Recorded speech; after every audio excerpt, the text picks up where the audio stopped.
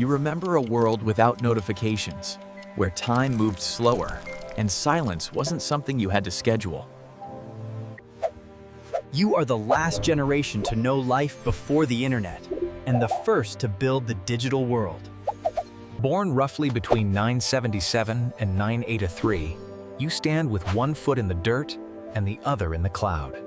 Ecology calls this a microgeneration, but it feels more like being a translator between two completely different civilizations. You learned patience from rewinding cassette tapes, yet you adapted to the instant gratification of the high-speed algorithm.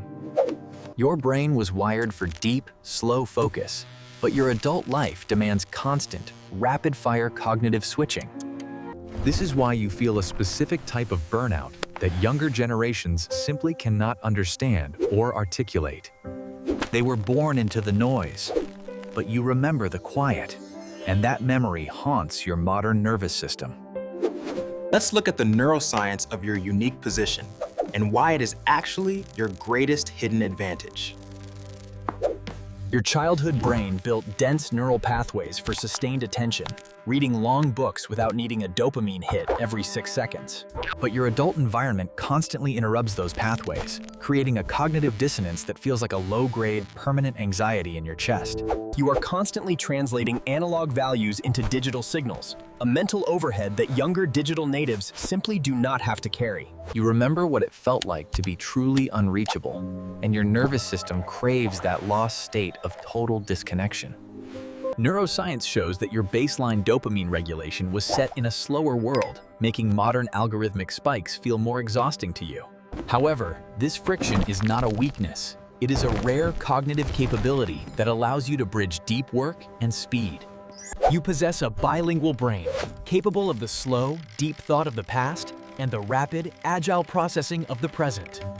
The problem is not your brain. The problem is that you are trying to run a high-speed operating system on deep structure hardware.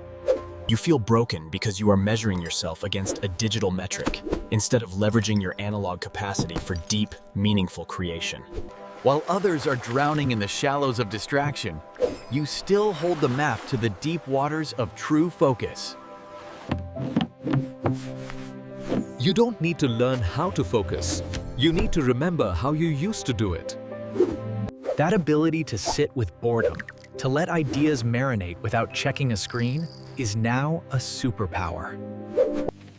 While the digital natives are sprinting on a treadmill of trends, you can walk slowly on solid ground.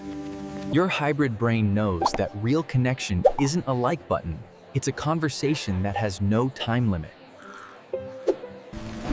You have the unique power to switch the machine off because you know exactly who you are without it.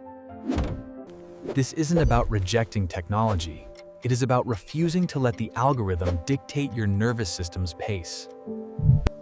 You are the bridge, the only ones who can teach the future that slow is not the same as broken.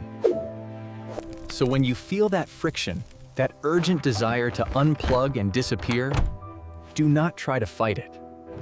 That is your analog immune system kicking in, protecting your ability to think deeply in a shallow world. Lean into that silence, because that is where your best work and your real life is actually waiting.